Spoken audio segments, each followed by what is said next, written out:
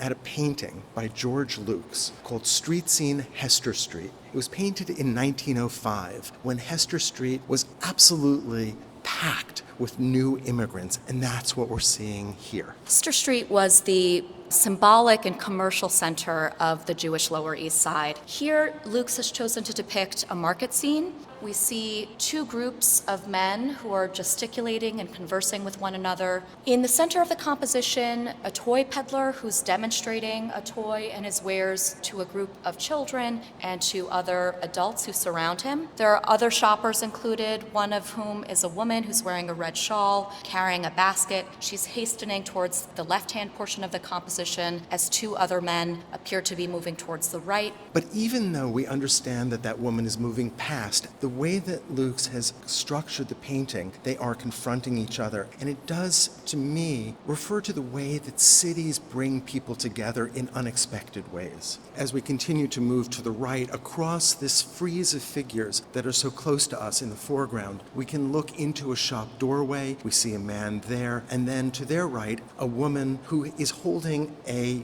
dead plucked chicken and seems to have perhaps just purchased it from the store behind her. In the right-hand portion of the composition, Lukes has also placed a pushcart. And then in the very lower right corner, we can see the edge of a basket. And there's also this very palpable sense of congestion. The sky is visible only in a small blue strip at the very top portion of the composition. And the tenements, the actual buildings and structures that make up this urban environment, have a sort of oppressive quality to them. And it's impossible to overstate the sheer human density in the Lower East Side at this time. And there were more than 700 inhabitants per acre by 1905. Between 1880 and 1920, more than 20 million immigrants came to America. This was the greatest period of mass migration in American history. And by 1905, the Lower East Side was home to approximately 500,000 Jewish immigrants, most of whom had recently arrived from Eastern and Southern Europe. And they came because of economic reasons, but also because of political violence, particularly in the wake of the assassination of the Tsar in Russia. A series of pogroms were inflicted on Jews, that is, violent attacks on Jewish towns in what was called the Pale, that is, areas in Poland and the eastern edge of the Austrian-Hungarian Empire. And I think it's important to account for the fact that Jewish immigrants came not only voluntarily, but as refugees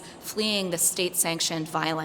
With the increased arrival of Jewish immigrants to the United States, also came this rising nativist sentiment, anti-Semitism that became pervasive in American life and culture during this era. And I think it's impossible to consider Lukes' painting without taking into account histories of race and immigration during this period. We do know that Lukes created a number of anti-Semitic caricatures for several publications during the 1890s that preceded his work on this painting. And like many other writers and artists of this era, he ventured into the Lower East Side with this kind of fixation with the Jewish Lower East Side, with immigrants and the neighborhoods that they occupied. And if you look, for instance, at the physiognomies that are being depicted here, Lukes is clearly carrying on this anti-Semitic tradition that had been so common in the press in the late 19th and early 20th centuries. What we know is that Lukes talked about hunting types in the Lower East Side. This was a moment when there was fascination with the Lower East Side in more established and genteel parts of Manhattan. People would,